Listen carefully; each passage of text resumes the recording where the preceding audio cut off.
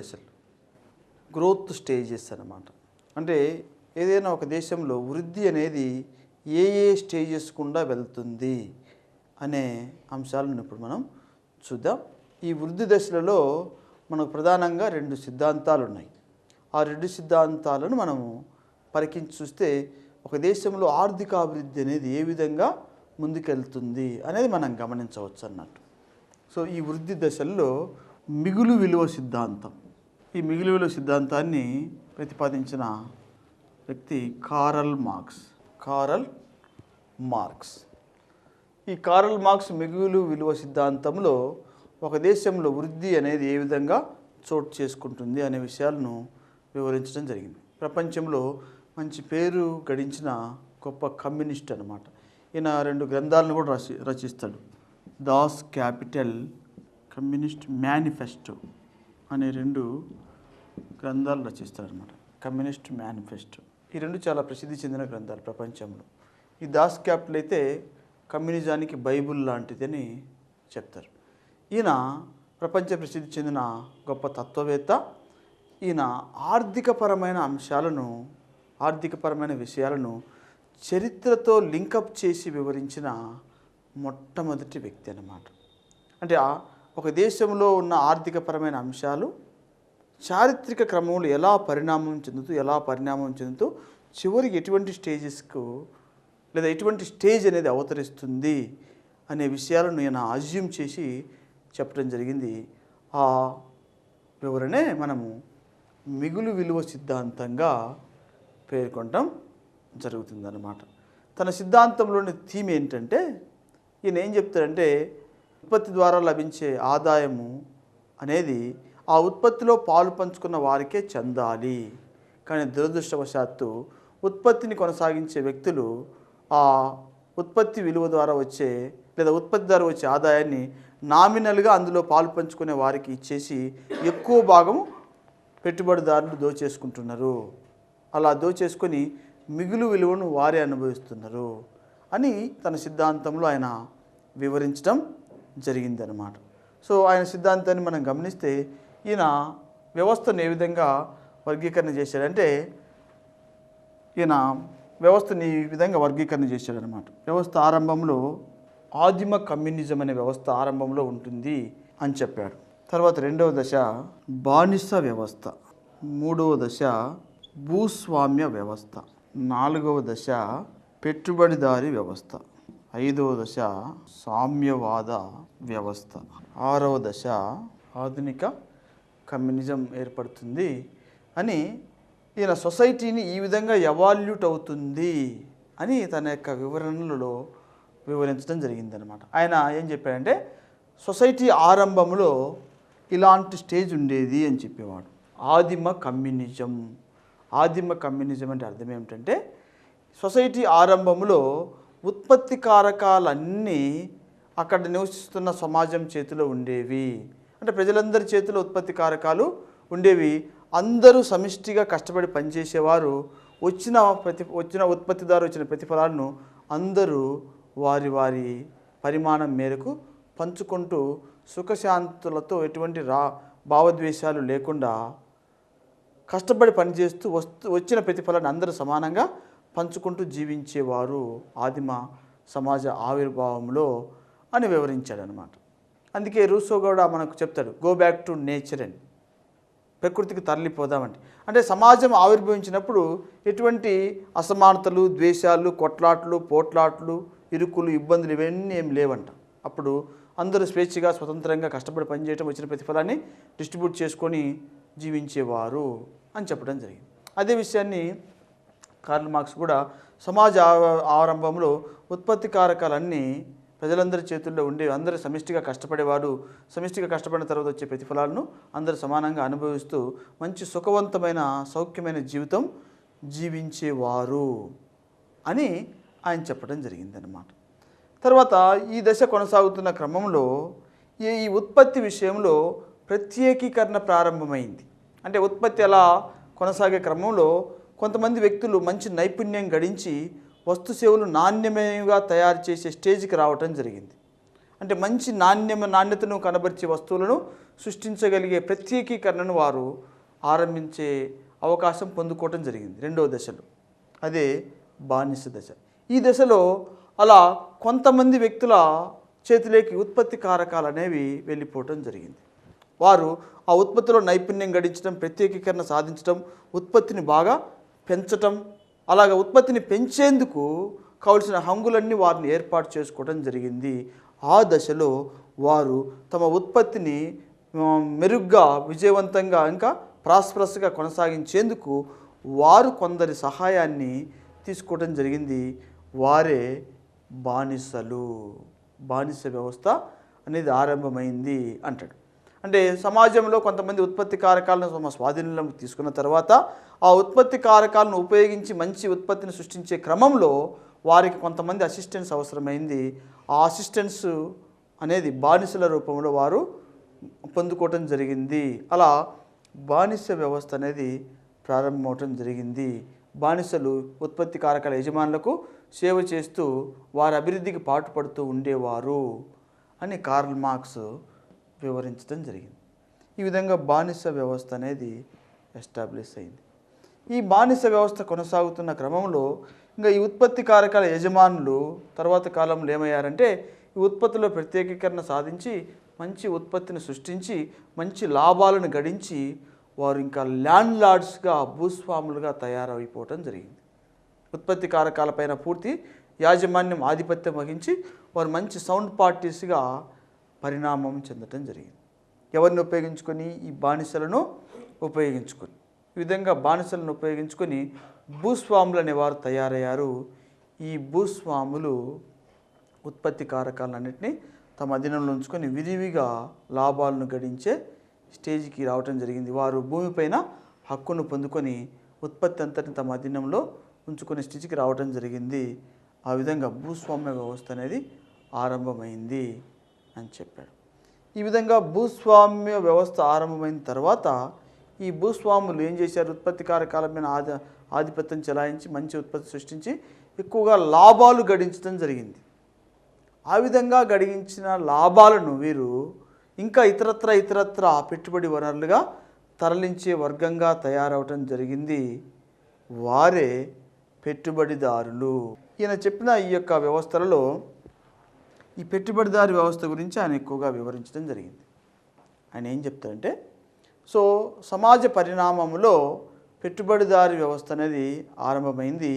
ఈ పెట్టుబడిదారి వ్యవస్థలో పెట్టుబడిదారులు అనేవారు ప్రధానమైన ఉద్దేశంగా దేన్ని కలిగి ఉన్నారంటే శ్రామికులను పీడించి పని చేయించుకొని వారి ద్వారా ఉత్పత్తిని సృష్టించి వారికి నామమాత్రంగా జీతాలు చెల్లించి వచ్చిన మిగులు ఆదాయాన్నంతా వారే అనుభవించేవారు. అంటే ఈ పెట్టుబడిదారి వ్యవస్థలో ఎవరైతే నెగ్లెక్టెడ్ పర్సన్స్ ఉన్నారో లేదా పెట్టుబడిదారి వ్యవస్థలో ఎవరైతే నష్టపోతూ ఉన్నారో ఆ నష్టపోయిన శ్రామికులు పెట్టుబడిదారులపైన తిరగబడి వారు కష్టపడిన దానికి సమాన ప్రతిఫలాన్ని వారు పొందుకునే విధంగా ప్రయత్నించడం జరుగుతుంది. ఆ కోణంలో అవతరించిన మరొక వ్యవస్థనే సామ్యవాద వ్యవస్థ అని ఆయన వివరించడం జరిగిందన్నమాట.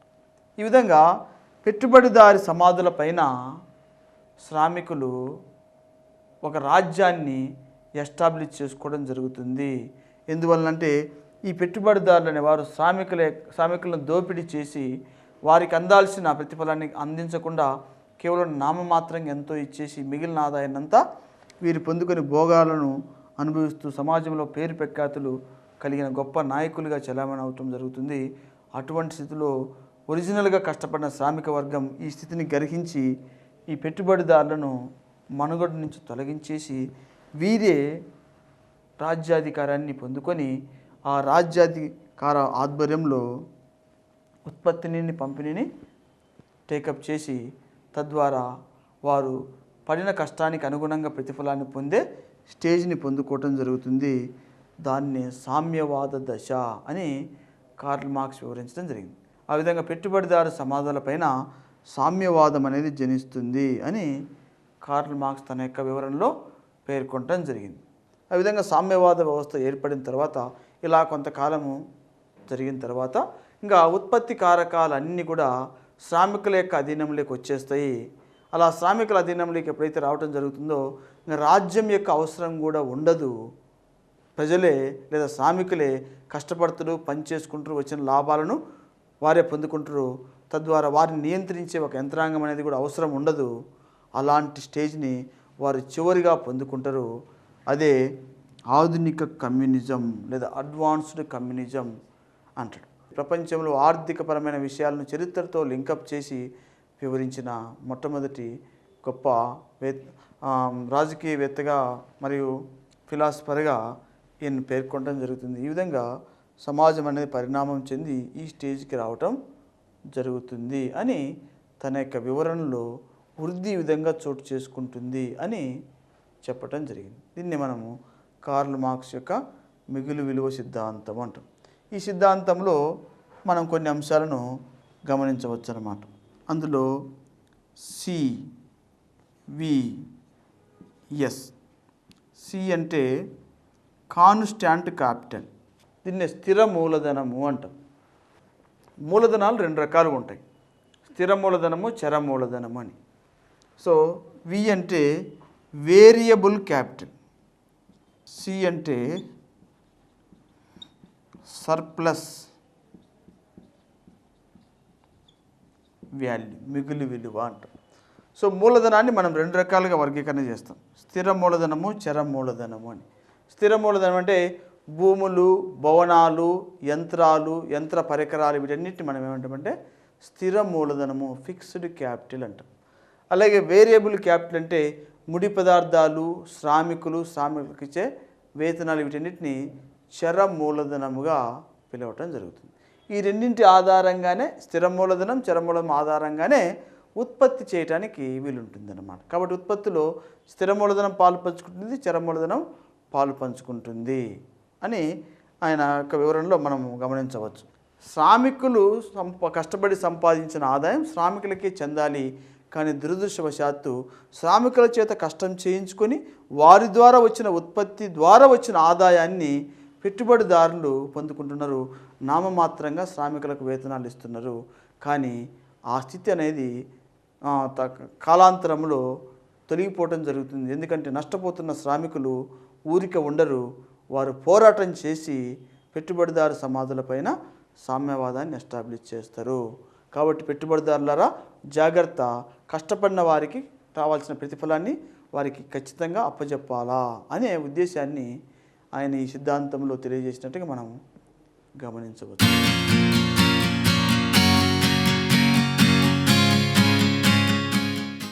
సో అభివృద్ధికి సంబంధించి వివిధ దశలను మనము చూసాం. కార్ల్ మార్క్స్ ఏ విధంగా సమాజం అనేది అభివృద్ధి దశలో ఎన్ని స్టేజ్ను దాటుకుంటూ వెళ్తుందని, అలాగే రోస్టోవ్ గారు కూడా ఈ యొక్క అభివృద్ధి అనేది ఎన్ని స్టేజ్ కూడా వెళ్తూ అల్టిమేట్గా ఏ స్టేజ్కి చేరటం జరుగుతుందని మనం చూసాం. అలాగే ఈ అభివృద్ధికి దోహదకాలు ఏమున్నాయి అవి చూద్దాం. అభివృద్ధి దోహదకాలు అంటే అభివృద్ధిని పెంపొందించే అంశాలని అర్థం అన్నమాట. సో అభివృద్ధిని పెంపొందించే అంశాల్లో మనం చూస్తే మొదటిదిగా సహజ వనరులు, న్యాచురల్ రిసోర్సెస్ అంటారు. ఒక దేశ ఆర్థిక అభివృద్ధిని పెంపొందించడంలో ఈ సహజ వనరుల పాత్ర చాలా కీలకమై ఉంటుంది. చూడండి, ప్రపంచంలో మనం కొన్ని దేశాలను పరిశీలన చేసి చూస్తే ఆ దేశాల్లో ఉన్న ఆర్థిక వనరుల సహజ లభ్యతను బట్టి ఆ దేశంలో ఆర్థిక అభివృద్ధి అనేది చాలా వేగవంతమైనట్లుగా లేదా అభివృద్ధి చెందినట్లుగా కూడా మనం గమనించవచ్చు. అంటే ఈ సహజ వనరులు, న్యాచురల్ రిసోర్సెస్ అనేవి సమృద్ధిగా ఉన్న దేశంలో అభివృద్ధికి అనేక ప్రోత్సాహకాలు అనేవి ఏర్పడటం జరుగుతుంది. ఆ దశలో అభివృద్ధి అనేది వేగవంతం అవడం జరుగుతుంది. తద్వారా ఆ దేశం చాలా స్వల్ప కాలంలోనే సంపన్నవంతమైన దేశంగా కూడా పరిణమించడానికి అవకాశమే ఉంటుంది. ఉదాహరణకు మనం చూస్తే దక్షిణాఫ్రికా దేశం ఉంది. ఆఫ్రికా ఖండంలో సౌత్ ఆఫ్రికా కంట్రీ. ఈ సౌత్ ఆఫ్రికా కంట్రీలో ప్రపంచంలో కల్లా అత్యధికంగా గోల్డ్ డిపాజిట్స్ ఉన్నాయి, అత్యధికంగా ఉన్నాయి అన్నట్టు. సో ప్రపంచంలో అత్యధికంగా బంగారు నిల్వలు సౌత్ ఆఫ్రికాలో ఉండటం వల్ల ఆ దేశము ఆ యొక్క సహజ వనరులను ఉపయోగించుకొని ఆఫ్రికా ఖండంలో చాలా వేగవంతంగా అభివృద్ధి చెందడానికి అవకాశం ఏర్పడటం జరిగింది. అలాగే మనం గల్ఫ్ కంట్రీస్ని గమనిస్తాం. గల్ఫ్ కంట్రీస్లో ఉన్న ఈ యొక్క పెట్రోలియం నిక్షేపాలు ఆ దేశాలు అత్యంత సంపన్నవంతమైన దేశాలుగా పరిణమించడానికి అవకాశం కలగటం జరిగింది. ఆ విధంగా ఈ యొక్క సహజ వనరులు అనేవి వివిధ దేశాల్లో వివిధ స్థాయిలలో అభివృద్ధిని ముందుకు తీసుకెళ్లేందుకు తోడ్పడుతూ ఉన్నాయి. అంటే సహజ వనరులు ఖచ్చితంగా ఉంటే దేశం ఆర్థికంగా అభివృద్ధి చెందుతుందని మనం చెప్పలేం, కానీ సహజ వనరులు ఉంటే మాత్రం అభివృద్ధిని వేగవంతం చేయడానికి చాలా ఎక్కువ అవకాశం ఉంటుందని మనం చెప్పుకోవచ్చు. కొన్ని దేశాలు సహజ వనరులు లేకపోయినప్పటికీ ఆ సహజ వనరులను ఇతర దేశాల నుంచి దిగుమతి చేసుకొని ఆర్థికంగా అభివృద్ధి చెందిన దేశాలు కూడా ఉన్నాయి. ఉదాహరణకు మనం గమనిస్తే జపాన్ దేశంలో నివాసయోగ్యమైన భూమే చాలా తక్కువగా ఉంటుంది. మరియు ఆ నివాసయోగ్యమైన భూమి కూడా ఎప్పుడు భూకంపాలకు అగ్నిపర్వతాలు పేలటానికి అనుకూలమైన భూమి అన్నమాట. మరి అక్కడ ఆ జపాన్ దేశంలో సహజ వనరులు చాలా తక్కువగా ఉన్నాయి. జపాన్ పూర్తిగా సహజ వనరులను ఇతర దేశాల నుంచి దిగుమతి చేసుకొని తద్వారా వాటి ద్వారా అత్యంత వేగవంతంగా ఆ దేశము రెండో ప్రపంచ యుద్ధం తర్వాత అభివృద్ధి చెంది ప్రపంచంలోనే ఇప్పుడు జపాన్ దేశం అంటే అభివృద్ధిలో ఒక తలమానికమైన దేశంగా పరిడవిల్లటం జరుగుతూ ఉందన్నమాట. అంటే సహజ వనరులను ఇతర దేశాల నుంచి దిగుమతి చేసుకొని వాటిని ఉపయోగించి వాటిని ప్రాసెస్ చేసి ఉత్పత్తిని పెంచి తద్వారా మంచి నైపుణ్యాలను పెంపొందించి ఆర్థికంగా ఆ దేశం అభివృద్ధి చెందడం జరిగింది. అలాగే ఇంగ్లాండ్ కూడా చూస్తే ప్రపంచంలోని వలస దేశాల నుండి ఇతర దేశాల నుంచి ఈ సహజ వనరులను దిగుమతి చేసుకొని ఆ దేశం కూడా బాగా ఆర్థికంగా అభివృద్ధి చెందడం జరిగింది. ఏది ఏమైనా ఈ సహజ వనరులు న్యాచురల్ రిసోర్సెస్ అనేవి ఒక దేశ ఆర్థిక అభివృద్ధిని బాగా ప్రభావితం చేసే అంశాలుగా మనము చెప్పవచ్చు అన్నట్టు. అలాగే రెండవది మూలధనం, క్యాపిటల్ ఫార్మేషన్.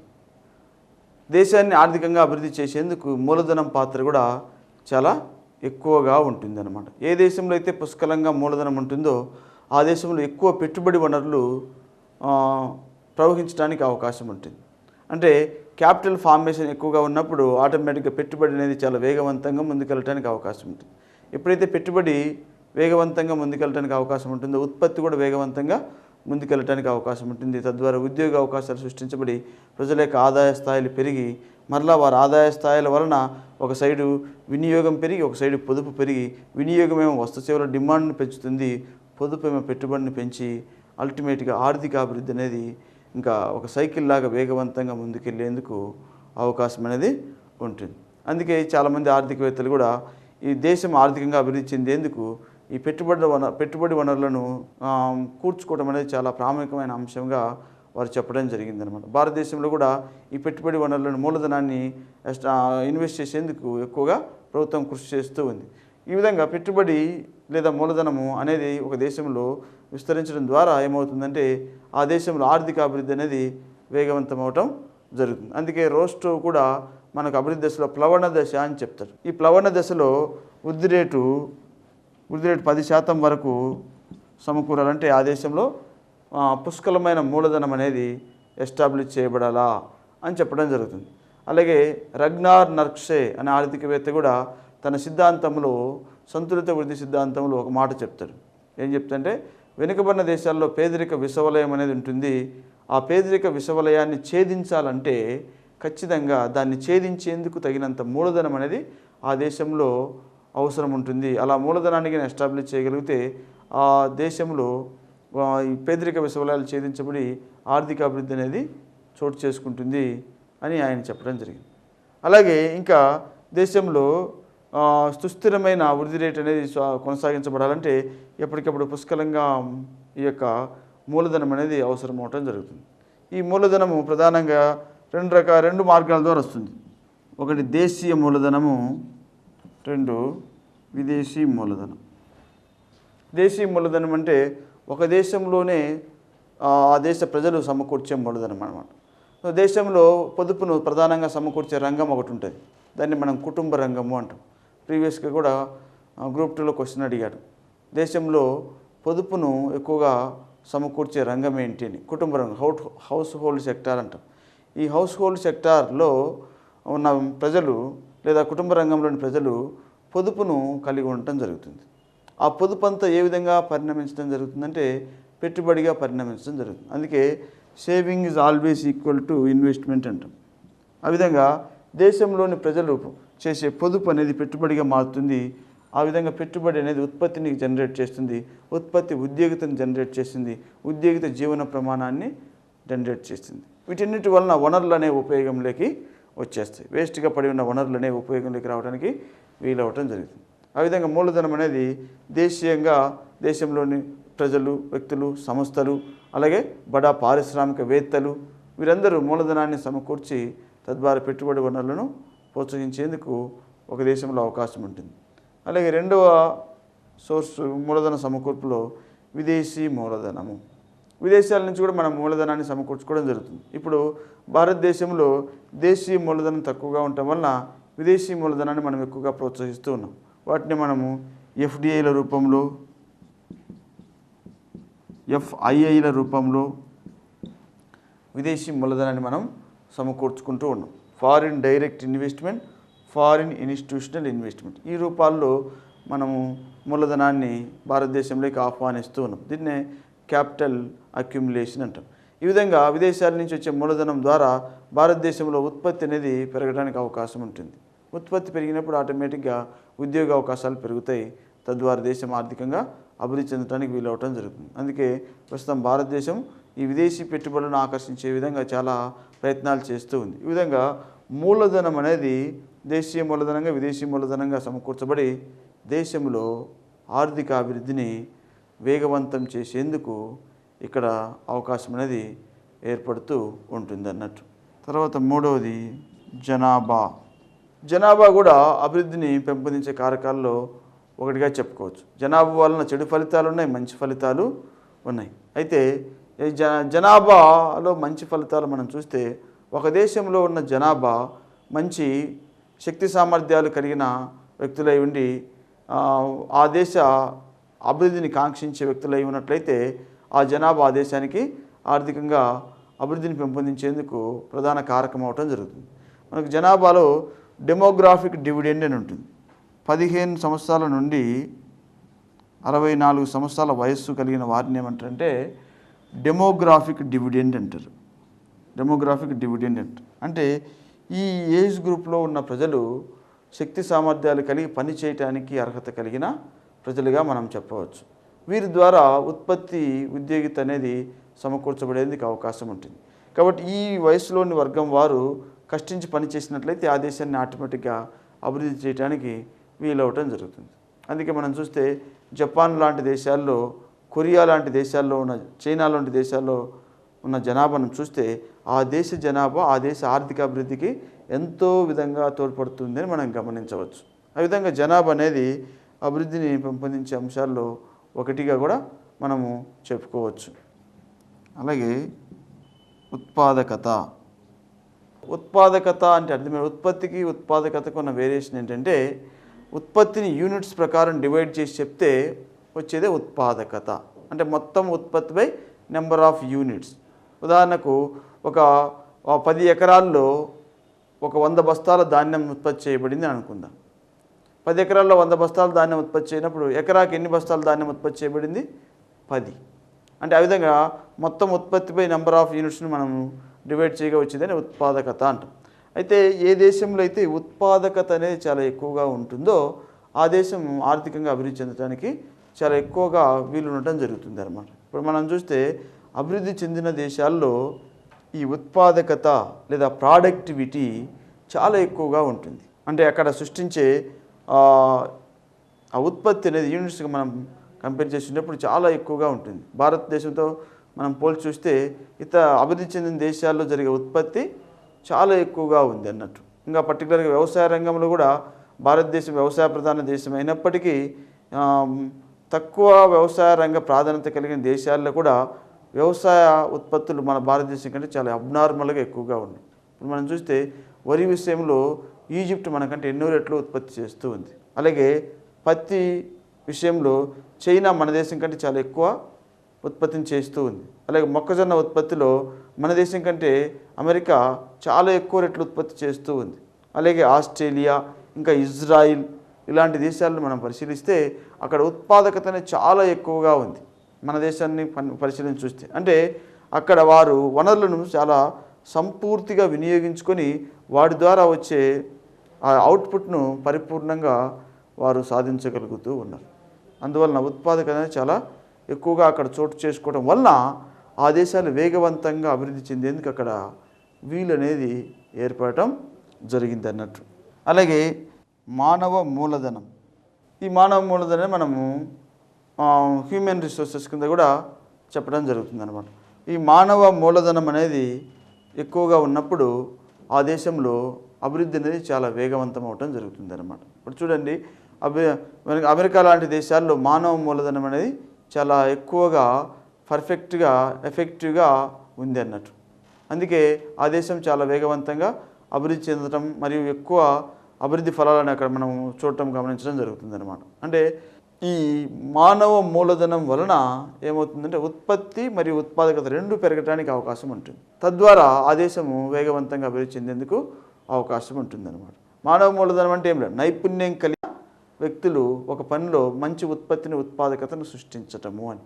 ఆ విధంగా స్కిల్ఫుల్ లేబర్ అనేది ఒక దేశ ఆర్థిక అభివృద్ధిని బాగా ప్రమోట్ చేయగలదు. ఇప్పుడు మనం చూస్తే సౌత్ కొరియాలో కానీ జపాన్లో కానీ చాలా నైపుణ్యం కలిగిన శ్రామికులు అక్కడ ఉండటం వలన ఎలక్ట్రానిక్స్లో ఆ దేశాలు బాగా మంచి ప్రగతిని సాధించాయని చెప్పవచ్చు. అంటే వారు ప్రత్యేకీకరణ సాధించడం ద్వారా తద్వారా మంచి నైపుణ్యం కలిగిన వస్తువులను సృష్టించగలుగుతున్నారు. స్పెషలైజేషన్ సృష్టించి ఉత్పత్తిని చాలా ఎక్కువగా ప్రమోట్ చేసి అందులో కూడా ఉత్పత్తి నాణ్యమైనదిగా వారు తయారు చేసేందుకు కావాల్సిన నైపుణ్యాలు కలిగిన వారిగా ఉన్నారు. అందువల్ల ఈ మానవ మూలధనం కూడా ఆర్థిక అభివృద్ధిని వేగవంతం చేసే ఒక ప్రధానమైన సోర్స్గా మనము చెప్పుకోవచ్చు. అలా భారతదేశంలో కూడా ఈ మానవ మూలధనాన్ని ఇటీవల కాలంలో పెంపొందించేందుకు నైపుణ్యాలను ప్రజలకు అందించేందుకు ప్రభుత్వం వర్క్ చేస్తూ ఉంది. అలాగే సాంకేతిక పరిజ్ఞానం, టెక్నాలజీ అన్నమాట. ఈ సాంకేతిక పరిజ్ఞానం కూడా ఒక దేశ ఆర్థిక వ్యవస్థను చాలా వేగవంతంగా అభివృద్ధి చెందించేందుకు అవకాశం అనేది ఉంటుందన్నమాట. సాంకేతిక పరిజ్ఞానం బాగా ఉన్న దేశాల్లో ప్రధానమైన ఫలితం ఏం జనిస్తుందంటే అక్కడ ఉత్పాదకత అనేది చాలా ఎక్కువగా చోటు చేసుకుంటుంది అన్నమాట. ప్రొడక్టివిటీ, ఈ ఉత్పాదకత కూడా ఎలా ఉంటుంది, నాణ్యమైనదిగా ఉంటుంది. అందువలన ఆ నాణ్యమైన ఉత్పాదకత మార్కెటింగ్ చేసేందుకు చాలా వీలు అవ్వటం జరుగుతుంది. అంటే ఆ వస్తు సేవలను ఎక్కువగా కొనుగోలు చేయడానికి ఎక్కువగా అవకాశం ఉంటుంది అన్నమాట. ఎందుకంటే అవి నాణ్యమైనవిగా ఉంటాయి కాబట్టి. తద్వారా మార్కెట్ విస్తరణ జరిగి ఆ దేశం ఆర్థికంగా అభివృద్ధి చెందేందుకు అవకాశం ఉంటుంది. అంటే ఏ దేశంలో అయితే ఈ సాంకేతిక పరిజ్ఞానం అనేది చాలా సమర్థవంతంగా అభివృద్ధి చెంది ఉంటుందో లేదా సాంకేతిక పరిజ్ఞానము చాలా విస్తరించి ఉంటుందో ఆ దేశంలో మార్కెట్ అనేది చాలా ఎక్కువగా విస్తరించడానికి అవకాశం ఉంటుంది. ఎందువలనంటే ఉత్పాదకత పెరుగుతుంది, ఆ ఉత్పాదకత కూడా నాణ్యమైనదిగా ఉంటుంది.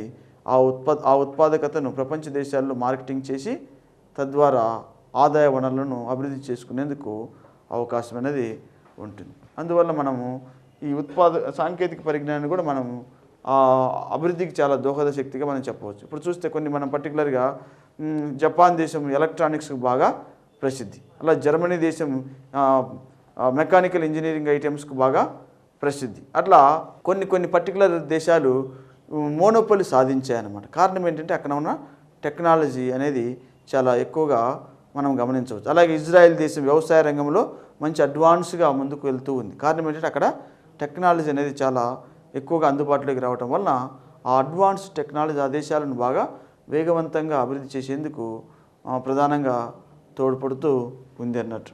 అలాగే వర్తకం, పర్టికులర్గా ఈ వర్తకంలో స్వదేశంగా జరిగే వర్తకం మరియు విదేశాలలో జరిగే వర్తకం అన్నమాట.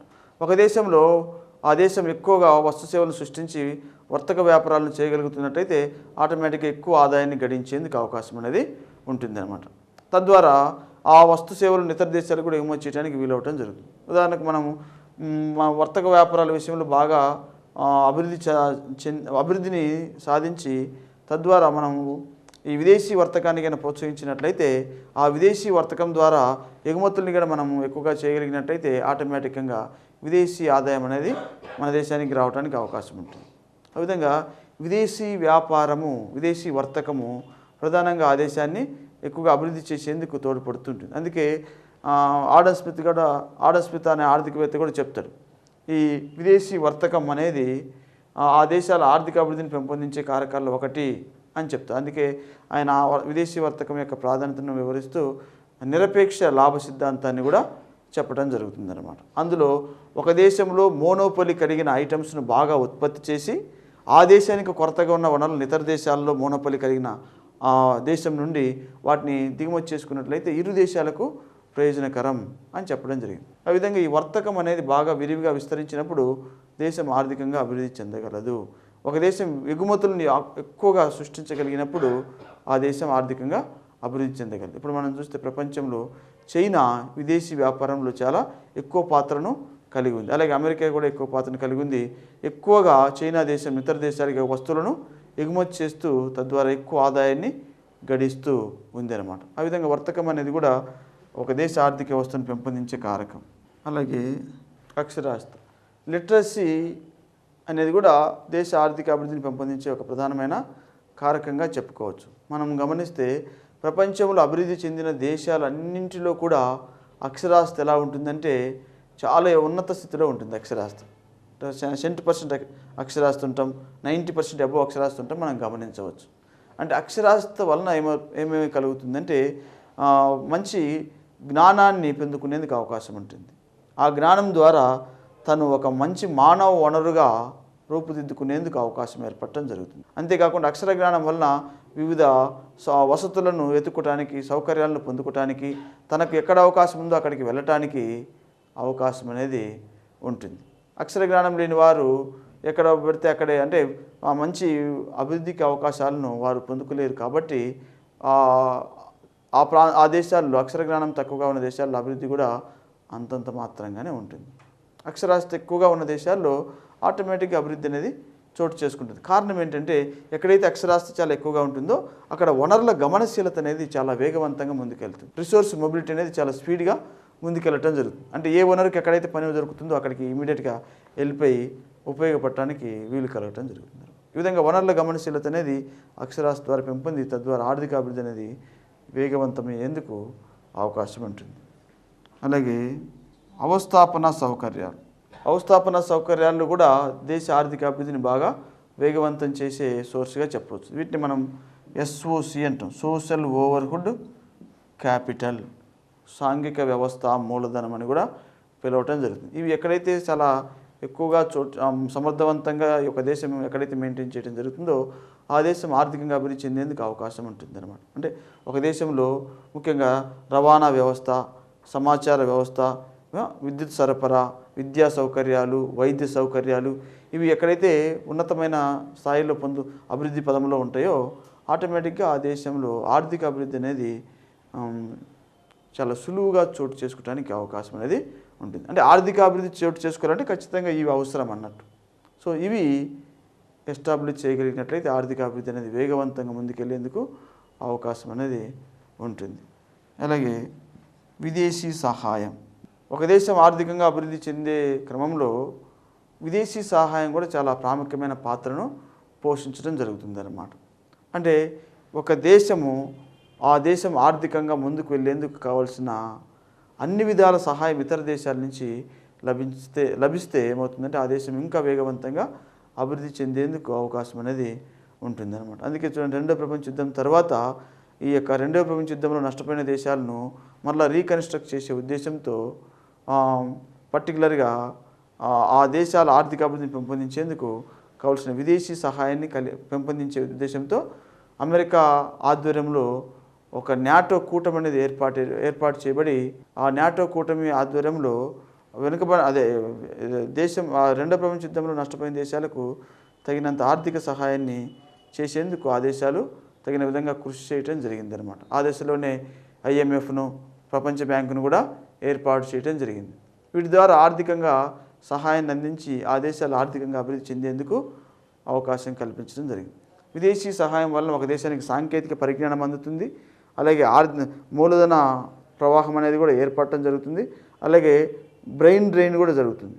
మానవ వనరులను మనం దిగుమతి చేసుకోవచ్చు, తద్వారా వాటి సహాయంతో ఆర్థిక అభివృద్ధిని వేగవంతం చేసుకునేందుకు అవకాశం అనేది ఉంటుందన్నమాట. ఈ విధంగా విదేశీ సహాయం కూడా వెనుకబడిన దేశాల్లో మరియు అభివృద్ధి చెందుతున్న దేశాల్లో ఇంకా అభివృద్ధిని వేగవంతం చేసేందుకు ఎక్కువగా అవకాశం అనేది ఉంటుంది. వీటన్నిటిని కలిపి మనం ఏమంటామంటే ఇప్పుడు చెప్పిన ఈ యొక్క సోర్సెస్ అన్నిటినీ ఆర్థికపరమైన కారకాలుగా మనము చెప్పుకోవచ్చు అనమాట. అలాగే అభివృద్ధికి దోహదం చేసే ఆర్థికేతర కారణాలు కూడా కొన్ని ఉన్నాయి. అభివృద్ధిని ప్రమోట్ చేసే ఆర్థికేతర కారకాలు కూడా కొన్ని గమనించవచ్చు. అందులో ముఖ్యంగా రాజకీయపరమైన స్థిరత్వం. ఒక దేశంలో రాజకీయ స్థిరత్వం అనేది ఉన్నట్లయితే ఆ దేశం ఆర్థికంగా అభివృద్ధి చెందేందుకు ఎక్కువ అవకాశం అనేది ఉంటుందన్నమాట.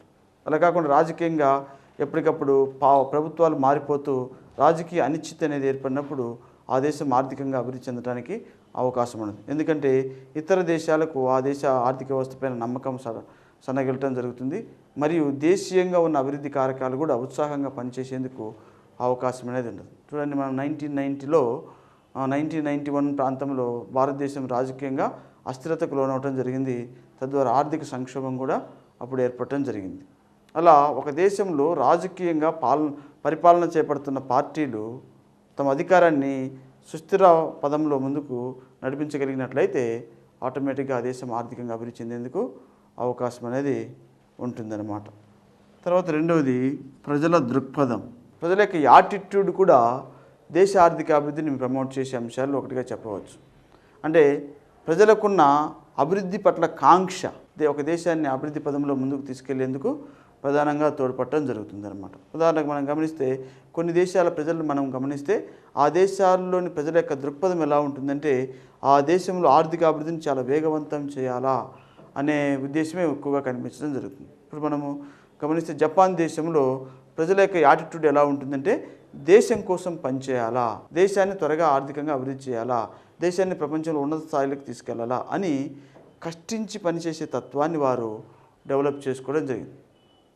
అక్కడ విచిత్రమైన పరిస్థితి ఏంటంటే ప్రభుత్వమే మీ పని గంటలు తగ్గిస్తాం, మీకు ఆరోగ్యం పరంగా ఎక్కువ మేము సౌకర్యాలు వస్తువులు కల్పిస్తామంటే వారేమో మా పని గంటలు పెంచండి అని అడుగుతూ ఉన్నారు.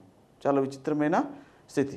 అందువల్ల రీసెంట్గా గవర్నమెంట్ కూడా ఆ ప్రజలను మోటివేట్ చేసింది. ఏమని, మీరు ఎప్పుడు పనిపాట్లలో నిమగ్నమై ఉన్నారో తద్వారా మీ ఆరోగ్యం క్షీణిస్తుంది, జనాభా కూడా తగ్గిపోతూ ఉంది. అందువల్ల పని గంటలు తగ్గించుకొని కుటుంబ జీవితానికి కూడా చాలా దగ్గరగా ఉండి తద్వారా దేశాన్ని అభివృద్ధి పదంలోకి తీసుకెళ్ళండి అని జనాభాను ప్రభుత్వము మోటివేట్ చేస్తూ ఉందండి. అంటే వారు పనిలో ఎక్కువగా నిమగ్నమై దేశాన్ని అభివృద్ధి పదంలో తీసుకెళ్లేందుకు ఎక్కువగా ఆసక్తిని కలిగి ఉన్నారు. మిగిలినవి నిర్లక్ష్యం చేయటం అని కాదు, కానీ వాటికంటే ఎక్కువగా పనిచేసే కమిట్మెంట్తో, పనిచేసే తత్వంతో వారు ముందుకెళ్ళటం జరుగుతూ ఉంది అనమాట. అందువలన ఆ దేశం చాలా తక్కువ కాలంలోనే అత్యంత వేగవంతమైన దేశంగా అభివృద్ధి చెందడం జరిగింది. ఆ విధంగా ప్రజల యొక్క దృక్పథం, అలాగే ప్రజల యొక్క ఆలోచన సరళి, ఆ దేశంలో ఉన్న సాంఘిక నియమావళి అంటే ఆ దేశంలోని ఆ సొసైటీలో ఉన్న కస్టమ్స్ అన్నమాట.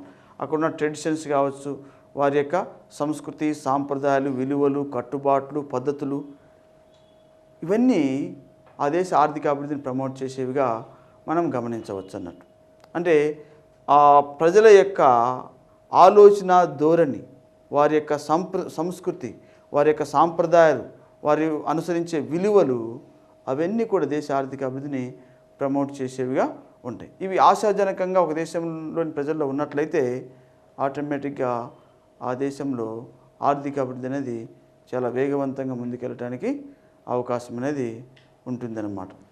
అలాగే పాలనా తీరు, అడ్మినిస్ట్రేషన్ అన్నమాట. గవర్నమెంట్ అడ్మినిస్ట్రేషన్ అనేది ఎఫెక్టివ్గా ఉన్నట్లయితే ఆ దేశం ఆర్థికంగా అభివృద్ధి చెందడానికి అవకాశం ఉంటుంది. డిఫెక్టివ్గా ఉన్నట్లయితే ఆ దేశం ఆర్థికంగా అభివృద్ధి చెందడానికి అవకాశం ఉంటుంది. ఇప్పుడు చూడండి, ఇప్పుడు చైనా అభివృద్ధి అనేది చోటు చేసుకోవడానికి ప్రధానమైన కారణం ఏంటంటే ఆ దేశంలోని పాలనా తీరు చాలా ఎఫెక్టివ్గా ఉంది. అలాగే ఇంతకుముందు మలేషియాలో మహతిర్ బిన్ మహమ్మద్ అనే ఒక వ్యక్తి పరిపాలన చేశాడు. ఆయన కాలంలో అభివృద్ధి అనేది చాలా వేగవంతం అవటం జరిగింది. అలా పరిపాలనా తీరు, పరిపాలనలో సహకరించే అధికార గణాంగము వీరు ఎఫెక్టివ్గా వర్క్ చేసినట్లయితే ఆ దేశంలో ఆర్థిక అభివృద్ధి అనేది చాలా వేగవంతమై దేశము స్వల్పకాలంలోనే మంచి ఉన్నత ఆర్థిక ఫలాలను అందుకునేందుకు అవకాశం అనేది ఉంటుందన్నమాట. ఈ విధంగా అభివృద్ధికి దోహదం చేసే కారకాలను మనం ఆర్థికపరమైన కారకాలుగా, ఆర్థికేతర కారకాలుగా చెప్పి తద్వారా ఒక దేశం అనేది అభివృద్ధిని ఎలా సాధిస్తుందో మనం ఈ విధంగా గమనించవచ్చు. ఇప్పుడు మనం వృద్ధి సిద్ధాంతాల గురించి వీటిని మనం గ్రోత్ థియరీస్ అంటాం. ప్రపంచంలో వివిధ దేశాలకు చెందిన ఆర్థికవేత్తలు ఈ వృద్ధి అనేది ఏ విధంగా చోటు చేసుకుంటుంది అనే వాటిని వారి వారి వ్యూస్లో వివరించి చెప్పడం జరిగిందనమాట. వీటిని మనము వృద్ధి సిద్ధాంతాలు, గ్రోత్ థియరీస్ అని పిలవటం జరుగుతుంది. ఈ వృద్ధి సిద్ధాంతాలు కొన్నిటిని ముఖ్యమైన వాటిని మనం చూద్దాం. ఇందులో బిగ్ పుష్ సిద్ధాంతం. ఈ బిగ్ పుష్ సిద్ధాంతము రోజెస్టిన్ రోడాన్ అనే ఆర్థికవేత్త వివరించడం జరిగింది. ఇందులో ఒక దేశం ఆర్థికంగా అభివృద్ధి చెందాలంటే ఆయన ఏం చెప్పాడంటే ఆ దేశంలో పెట్టుబడి వనరులను ఎక్కువ మొత్తంలో, పెద్ద మొత్తంలో ఒకేసారి సమకూర్చాలా అని వివరించడం జరిగిందన్నమాట. బిగ్ పుష్ అంటే గట్టిగా నెట్టటము అని. ఆర్థిక వ్యవస్థను అభివృద్ధి పదంలో గట్టిగా ముందుకు కదిలించేందుకు అక్కడ భారీ స్థాయి పెట్టుబడులు అవసరం. ఈ భారీ పెట్టుబడులను ఏ దేశంలో అయితే సమకూర్చడం జరుగుతుందో స్తబ్దతలో ఉన్న ఒక దేశాన్ని కదలికకు లోను చేయడానికి అవకాశం ఉంటుందని ఆయన చెప్తున్నారు అన్నమాట. అంటే ఆర్థిక అభివృద్ధి మందగించిన ఒక దేశంలో భారీ స్థాయిలో పెట్టుబడులు పెట్టడం ద్వారా ఆర్థిక వ్యవస్థకు చలనం వచ్చేస్తుంది. ఎలా చలనం వస్తుంది? భారీ స్థాయిలో పెట్టుబడుల వల్ల ఏ విధంగా చలనం వస్తుంది అంటే భారీ స్థాయిలో పెట్టుబడులు సమకూర్చినప్పుడు ఆ దేశంలో ఉపయోగంలోకి రాకుండా ఉన్న వనరులను ఉపయోగంలోకి తీసుకురావడానికి అవకాశం అనేది ఉంటుందన్నమాట. అంటే ఉత్పత్తి కారకాలకు పని ఏర్పడుతుంది. ఏ విధంగా?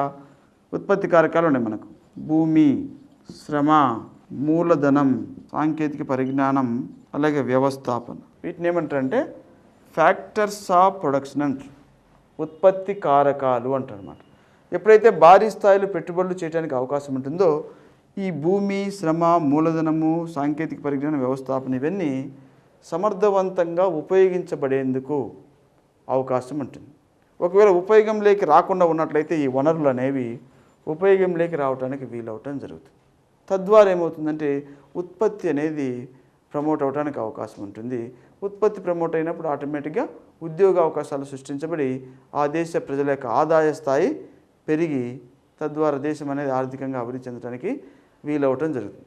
మరి అలా జరగాలంటే భారీ స్థాయిలో పెట్టుబడులు జరగాల అంటాడు. ఇప్పుడు చూడండి, విమానం అనేది గమ్యస్థానాన్ని చేరేందుకు ఒక నిర్దిష్టమైన వేగాన్ని కలిగి ఉండాలి. ఆ నిర్దిష్టమైన వేగాన్ని పర్టైన్ చేసిన తర్వాత మాత్రమే అది ఏమవుతుందంటే స్టేబుల్గా ముందుకెళ్తూ గమ్యస్థానాన్ని చేరటం జరుగుతుంది. ఇప్పుడు ఉదాహరణకు మనము అంతరిక్ష ప్రయోగాల్లో కూడా మనం గమనిస్తే ఇప్పుడు రాకెట్ ప్రయోగం ఉంటుంది. రాకెట్ ప్రయోగము ఒక నిర్దిష్టమైన వేగాన్ని అధిగమిస్తేనే భూమి మీద పడకుండా అది పైకి వెళ్ళడానికి అవకాశం ఉంటుంది. అంటే భూమి ఆకర్షణ శక్తిని ఓవర్కమ్ చేయాలంటే అది ఒక నిర్దిష్టమైన వేగాన్ని కలిగి ఉండాలి. అట్లా ఒక్క సెకనుకు 11.2 కిలోమీటర్స్ వేగాన్ని కంటే మించి అది ప్రయాణించగలగాలి. అలా ప్రయాణిస్తేనే అది భూమి మీద పడకుండా ఉండటానికి వీలవటం జరుగుతుంది. ఒకవేళ దానికంటే తక్కువ వేగాన్ని కలిగి ఉందనుకో భూమి మీద పడిపోవటం జరుగుతుంది. అలా ఒక నిర్దిష్టమైన వేగాన్ని కలిగి ఉండాలా. అలా కలిగి ఉన్నప్పుడు మాత్రమే అది గమ్యస్థానానికి చేరడానికి అవకాశం ఉంటుందని రోడాన్ చెప్తారు. అలాగే దేశం ఆర్థికంగా అభివృద్ధి పదంలోకి ముందుకు వెళ్ళాలంటే ఈ పెట్టుబడుల ప్రవాహము లేదా క్యాపిటల్ అక్యుములేషన్ అనేది ఒక నిర్దిష్టమైన వేగాన్ని కలిగి ఉండి ఆ దేశాన్ని అభివృద్ధి పదంలోకి తీసుకెళ్లాల్సి ఉంటుంది. అప్పుడు మాత్రమే ఆ దేశం ఆర్థికంగా అభివృద్ధి చెందగలదు అని తన సిద్ధాంతంలో రోజెస్టిన్ రోడాన్ వివరించడం జరిగింది. తర్వాత మరొక సిద్ధాంతం అపరిమిత శ్రమ సప్లై సిద్ధాంతం. ఈ అపరిమిత శ్రమ సప్లై సిద్ధాంతాన్ని ప్రతిపాదించిన ఆర్థికవేత్త ఆర్థర్ లూయిస్. ఈ ఆర్థర్ లూయిస్ ఏం చెప్తారంటే ఒక దేశంలో నివసించే ప్రజలు ఉత్పత్తికి దోహదపడే వ్యక్తులుగా ఉండాలంటే ఆ దేశ ప్రజల యొక్క ఆ దేశం యొక్క ప్రజలు వివిధ వృత్తుల్లో నిమగ్నమయ్యేలా తగిన ప్రయత్నాలు చేయాల్సి ఉంటుంది అంటారు. అంటే ఈ యొక్క ఆర్థర్ లూయిస్ గారు ఏం చెప్తారంటే ఒక దేశంలో ఉన్న మిగులు శ్రామికులు ఎక్కడైతే వారికి పనికి అవకాశం ఉంటుందో అక్కడికి తరలి వెళ్ళి పనిచేయగలిగినట్లయితే తద్వారా ఆర్థిక అభివృద్ధికి అవకాశం ఉంటుంది అని చెప్తారు. నేనేం చెప్తానంటే వెనుకబడిన దేశాల్లో సాధారణంగా ఆర్థిక వ్యవస్థ అనేది 2 రకాలుగా ఉంటుందని చెప్తాడు. ఒకటి ఏంటంటే జీవనాధార రంగం, రెండోది పెట్టుబడిదారీ రంగం. ఈ రెండు రంగాల్లో ఎక్కువ మంది శ్రామికులు ఈ జీవనాధార రంగంలో పనిచేస్తూ ఉంటారు. ఈ జీవనాధార రంగంలో ఉత్పత్తి, ఉద్యోగిత మరియు వేతనాలు ఇవన్నీ చాలా తక్కువగా ఉంటాయి. తద్వారా వారికి అల్ప ఆదాయ స్థాయి అనేది ఏర్పడటం జరుగుతుంది. అందువలన ఆర్థర్ లూయిస్ గారు ఏం చెప్తారంటే శ్రామికుల యొక్క అదనపు సప్లై ఈ జీవనాధార రంగంలో ఎక్కువగా ఉంటుంది అని చెప్తారనమాట. ఈ జీవనాధార రంగాన్ని మనము ప్రచ్ఛన్న నిరుద్యోగిత అని కూడా, జీవనాధార రంగాన్ని మనం వ్యవసాయ రంగం అని కూడా పిలవటం జరుగుతుంది అనమాట. ఇప్పుడు చూడండి, భారతదేశం లాంటి దేశాల్లో ఎక్కువ శాతం మంది ప్రజలు ఏ రంగంలో ఆధారపడి జీవిస్తున్నారంటే వ్యవసాయ రంగం మీద ఆధారపడి జీవిస్తున్నారు. అందువల్ల వ్యవసాయదారుల యొక్క ఆదాయ స్థాయి, వారి యొక్క వేతన స్థాయి చాలా తక్కువగా ఉన్న మిగిలిన రంగాలను పోల్చి చూసినప్పుడు. అయితే ఆయన ఏమంటారంటే ఇక్కడ ఈ జీవనాధార రంగంలో అవసరమైన వారికంటే ఎక్కువ మంది పనిచేస్తుంటారు కాబట్టి ఆ అవసరమైన వారికంటే ఎక్కువ మంది ఎవరైతే ఉన్నారో వాళ్ళని గుర్తించి వారిని ఈ రంగానికి తరలించినట్లయితే తద్వారా ఆర్థిక అభివృద్ధి అనేది వేగవంతం అవటం జరుగుతుంది అని చెప్పడం జరిగింది అన్నట్టు. సో ఇక్కడ మనము గమనిస్తే ఈ జీవనాధార రంగంలో వారికి పర్టికులర్గా ఎక్సెస్గా ఉన్న ఆ శ్రామికులను ఏమని పిలుస్తారంటే ప్రచ్ఛన్న నిరుద్యోగులు అని పిలుస్తాం. సో జీవనాధార రంగంలో అదనంగా ఉన్న అవసరం లేకుండా ఉన్న శ్రామికులను ఆయన ఏమని పిలిచాడంటే ప్రచ్ఛన్న నిరుద్యోగితగా పిలిచాడు. ప్రచ్ఛన్న నిరుద్యోగిత అంటే అర్థం ఏమిటంటే అవసరమైన వారికంటే ఎక్కువ మంది పని చేయటం వలన ఉత్పత్తి ఏమాత్రం పెరగకుండా ఉన్న స్థితిని ప్రచ్ఛన్న నిరుద్యోగిత అంటాం. ఈ ప్రచ్ఛన్న నిరుద్యోగితలో ఎంపీఎల్ ఎలా ఉంటుందంటే 0 ఉంటుంది అన్నమాట. మార్జినల్ ప్రొడక్టివిటీ ఆఫ్ లేబర్ ఎలా ఉంటుందంటే 0గా ఉంటుంది. ఎందువలన అంటే ఉదాహరణకు ఒక హెక్టార్లో 5 మెంబర్స్ పనిచేస్తే ఒక 40 బ్యాగ్స్ ధాన్యం వస్తాయి అనుకుందాం. కానీ ఒక హెక్టార్లో 8 మంది పనిచేస్తూ ఉన్నారు. ఒక హెక్టార్లో 5 మంది పనిచేస్తే 40 బస్తాల ధాన్యం వస్తాయి. ఈ 5 మెంబర్సే రిక్వైర్డ్ లేబర్, ఇంతకంటే మించి అవసరం లేదు ఆ హెక్టార్లో పనిచేయడానికి. కానీ ఇంట్లో 8 మంది ఉన్నారు అంటే ఎక్సెస్గా 3 మెంబర్స్ 5 మంది చేసే పని స్థానంలో ఎక్సెస్గా 3 మెంబర్స్ జాయిన్ అయ్యి పని చేస్తున్నారు. దీనివల్ల పని గంటలు తగ్గుతాయేమో కానీ ఉత్పత్తి మాత్రం ఇంతే వస్తుంది, 40 బ్యాగ్సే వస్తుంది. అందువలన ఏమవుతుందంటే అక్కడ ఈ ఎంపీఎల్ అనేది శూన్యంగా ఉంటుంది. అంటే ఈ 5 మెంబర్స్ ప్లస్లో 8 మంది చేసిన ఉత్పత్తి మాత్రం 40 బ్యాగ్సే వస్తుంది. పని గంటలు తగ్గుతాయి కానీ ఇక్కడ ఎంపీఎల్ మాత్రం ఏం పెరగట్లేదు. దీన్ని మనం మార్జినల్ ప్రొడక్టివిటీ ఆఫ్ లేబర్. కాబట్టి ప్రచ్ఛన్న నిరుద్యోగితలు ఎంపీఎల్ ఏ విధంగా ఉంటుందంటే 0గా ఉంటుంది. కాబట్టి ఈ ప్రచ్ఛన్న నిరుద్యోగులను పెట్టుబడిదారీ రంగం వైపు తరలించినట్లయితే ఆర్థికాభివృద్ధి అనేది చోటు చేసుకుంటుంది అని లూయిస్ గారు చెప్తారు. ఈ పెట్టుబడిదారీ రంగం అంటే దీన్ని మనం మూలధన రంగము అంటాం. ఇక్కడ ఈ పెట్టుబడిదారీ రంగంలో హెచ్చు వేతనాలు, హెచ్చు ఆదాయము, హెచ్చు ఉత్పత్తి, హెచ్చు ఉద్యోగిత ఇవన్నీ కలిగి ఉండటం జరుగుతుంది అన్నమాట. కాబట్టి ఈ జీవనాధార రంగం నుండి శ్రామికులను పెట్టుబడిదారు రంగానికి తరలించినట్లయితే తద్వారా వీరి యొక్క మ్యాన్ పవర్ ఇక్కడ ఉపయోగించబడటం జరుగుతుంది. వీరి యొక్క మ్యాన్ పవర్ ఇక్కడ ఉపయోగించబడినప్పుడు ఉత్పత్తి ఏమవుతుంది? పెరగడానికి వీలవటం జరుగుతుంది. ఉత్పత్తి పెరగడానికి వీలవటం జరుగుతుంది. మరియు ఈ మ్యాన్ పవర్ తక్కువ రేటుకే పెట్టుబడిదారీ రంగంలో ఉపయోగించుకోవడానికి వీలవటం జరుగుతుంది అన్నమాట. అంటే తక్కువ వేతనాలకే ఈ ప్రచ్ఛన్న నిరుద్యోగులు పెట్టుబడిదారు రంగంలో పనిచేయడానికి అవకాశం ఉంటుంది. తక్కువ వేతనంతో పెట్టుబడిదారు రంగంలో పనిచేయడానికి అవకాశం ఉన్నప్పుడు, ఉత్పత్తి బాగా పెరిగినప్పుడు పెట్టుబడిదారులకు లాభాలు అనేవి చాలా ఎక్కువగా రావడానికి అవకాశం ఉంటుంది. ఎప్పుడైతే లాభాలు చాలా ఎక్కువగా రావటం జరుగుతుందో మరలా వాళ్ళు ఏం చేస్తారంటే పెట్టుబడిదారులు అదనపు పెట్టుబడి పెట్టడానికి వీలవటం జరుగుతుంది. ఈ విధంగా వచ్చిన లాభాలను అదనపు పెట్టుబడిని సమకూర్చడం ద్వారా అలా పెట్టుబడిని పెంచుకుంటూ వెళ్ళటం జరుగుతుంది. అలాగే జీవనాధార రంగంలో ఎక్సెస్గా వస్తున్న లేబర్ను ఆ రంగానికి తరలించుకుంటూ వెళ్ళటం జరుగుతుంది. ఈ విధంగా చేయటం వల్ల ఏమవుతుందంటే జీవనాధార రంగంలో ఏర్పడిన ఎక్సెస్ లేబర్ అంతా పెట్టుబడిదారు రంగానికి తరలించడం వలన ఇక్కడ ఉత్పత్తి లాభాలు పెరుగుతాయి. లాభాలు మరలా పునఃపెట్టుబడిగా మారుతుంది. పునఃపెట్టుబడి మరలా అదనంగా ఉన్న ఈ యొక్క శ్రామికులకు ఉపాధిని కల్పించడం జరుగుతుంది. ఈ విధంగా వ్యవసాయ రంగంలో లేదా జీవనాధార రంగంలో మిగులుగా ఉన్న శ్రామికులందరికీ పెట్టుబడిదారి రంగంలో పని కల్పించడం ద్వారా ఈ రంగము అభివృద్ధి చెందుతుంది, ఈ రంగం కూడా అభివృద్ధి చెంది అల్టిమేట్గా దేశము ఆర్థికంగా అభివృద్ధి చెందేందుకు, దేశంలో ఉన్న ఉత్పత్తి కారకాలన్నిటికీ పని కల్పించబడేందుకు అవకాశం ఉంటుంది అని ఆర్థర్ లూయిస్ తన యొక్క అపరిమిత శ్రమ సప్లై సిద్ధాంతంలో వివరించడం జరిగింది. దీన్ని మనము మిగులు శ్రామికుల సిద్ధాంతం అని కూడా పిలవటం జరుగుతుంది. సో వృద్ధి సిద్ధాంతాల్లో మరొక ముఖ్యమైన సిద్ధాంతం సంతులిత వృద్ధి సిద్ధాంతం. ఇది చాలా ముఖ్యమైనది మనకు ఎగ్జామినేషన్ పాయింట్ ఆఫ్ వ్యూ. రగ్నార్ నర్క్సే అనే ఒక ఆర్థికవేత్త సంతులిత వృద్ధి సిద్ధాంతాన్ని వివరించడం జరుగుతుంది. ఈయన ఒక గ్రంథం రాస్తాడు. ఆ గ్రంథంలో ఈ యొక్క సిద్ధాంతాన్ని ఆయన చెప్పడం జరుగుతుంది.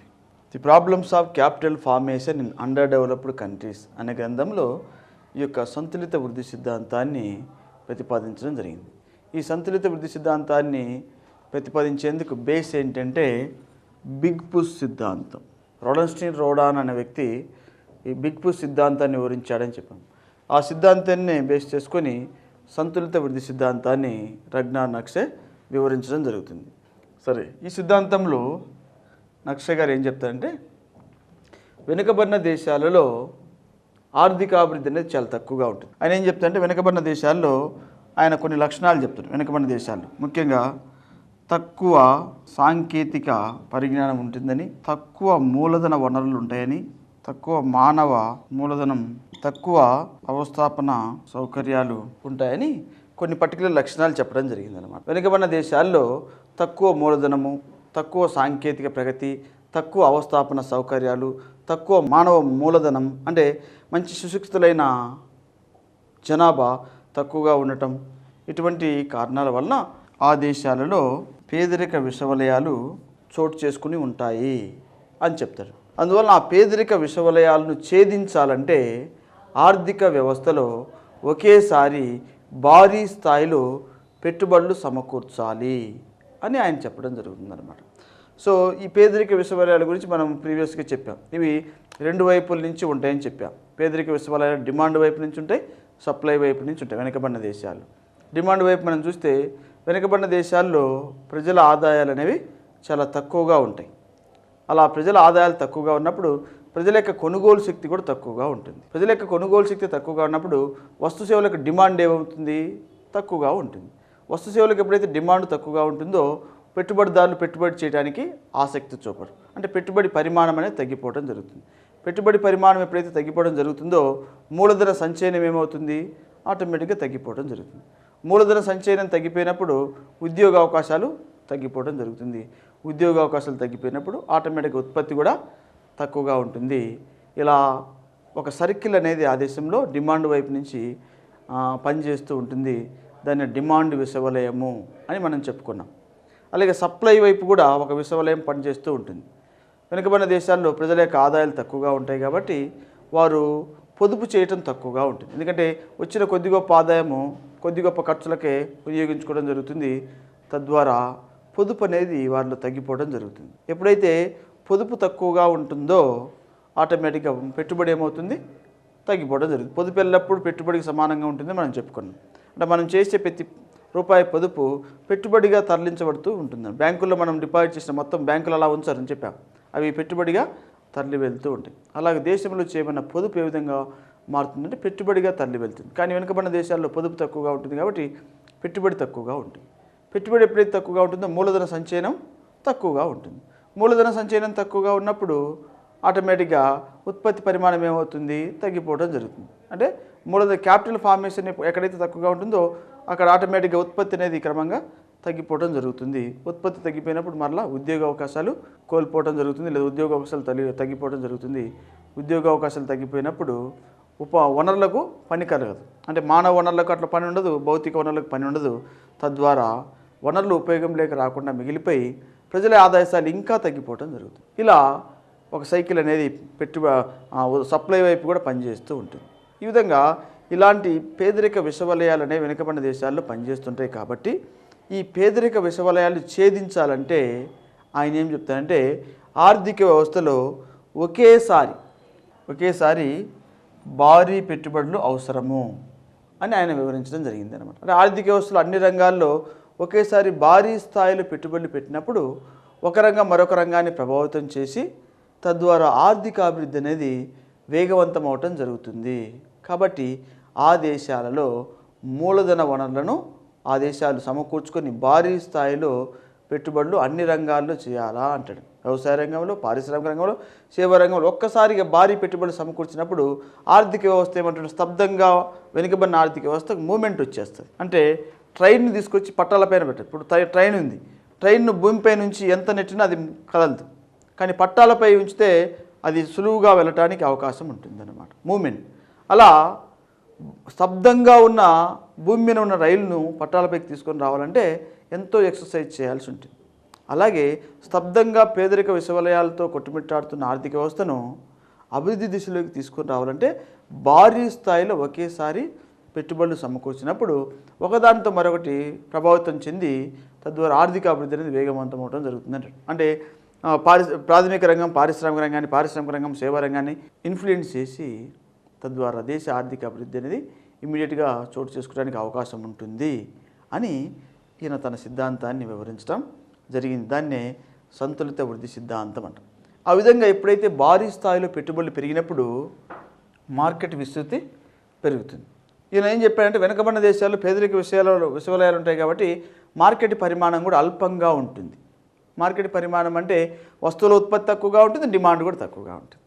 అలా వస్తువుల ఉత్పత్తి తక్కువగా ఉంది, డిమాండ్ తక్కువగా ఉండటాన్ని ఏమంటారంటే మార్కెట్ పరిమాణము స్వల్ప పరిమాణంలో ఉండటము అంటారు. కాబట్టి ప్రీవియస్గా క్వశ్చన్ అడిగాడు, ఈ కింది ఏ సిద్ధాంతంలో మార్కెట్ పరిమాణం తక్కువగా ఉంటుందని వివరించబడింది అని. సంతులిత వృద్ధి సిద్ధాంతము. ఈ మార్కెట్ పరిమాణం ఎప్పుడు విస్తరిస్తుందంటే వస్తు సేవలకు డిమాండ్ బాగా పెరుగుతుండాలి, దానికి ప్రపోర్షన్గా ఉత్పత్తి కూడా పెరుగుతూ ఉండాలి. అప్పుడు డిమాండ్ సప్లై శక్తులు మార్కెట్లో రెండు బాగా పనిచేస్తూ ఆ దేశంలో ఉపయోగంలోకి రాకుండా ఉన్న వనరులన్నింటినీ ఉపయోగంలోకి తీసుకొచ్చేస్తాయి.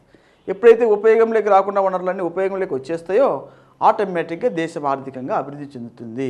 అలా జరగాలంటే భారీ స్థాయిలో ఒకేసారి పెట్టుబడులు చేయాలా అని తన యొక్క సంతులిత వృద్ధి సిద్ధాంతంలో వివరించడం జరిగింది. ఈ సిద్ధాంతాన్ని కొంతమంది రికమెండ్ చేస్తారు, సమర్థిస్తారు. రగ్నార్ నక్షే గారు ప్రతిపాదించిన సంతులిత వృద్ధి సిద్ధాంతాన్ని ఆర్థర్ లూయిస్ మరియు రొజెన్స్టీన్ రోడాన్ అనే ఆర్థికవేత్తలు కూడా సమర్థించడం జరుగుతుంది. ఆ విధంగా ఆర్థిక అభివృద్ధిని ఒకేసారి వేగవంతం చేసేందుకు ఉద్దేశించిన సిద్ధాంతము సంతులిత వృద్ధి సిద్ధాంతం. దీనిపైన అట్లా క్వశ్చన్ అడుగుతాడు అనమాట. సో ఆర్థిక వ్యవస్థలో ఇది కూడా ప్రీవియస్గా అడిగాడు. వెనుకబడిన దేశాల్లోని ప్రధాన లక్షణం ఏంటని అడిగాడు. పేదరిక విషవలయాలు. అలాగే వెనుకబడిన దేశాల్లో అల్ప పరిమాణ మార్కెట్ ఉంటుందని ఏ సిద్ధాంతం చెప్తుంది? సంతులిత వృద్ధి సిద్ధాంతం చెప్తుంది. అలాగే ఇంకా క్వశ్చన్స్ రకరకాలు అడుగుతుంది దీనిపైన. ఏమడుగుతాయంటే ఆర్థిక వ్యవస్థలో వనరులకు పూర్తి గమనశీలత ఏర్పరచాలంటే భారీ స్థాయిలో పెట్టుబడులు అవసరమని చెప్పిన సిద్ధాంతము అని అడుగుతారు.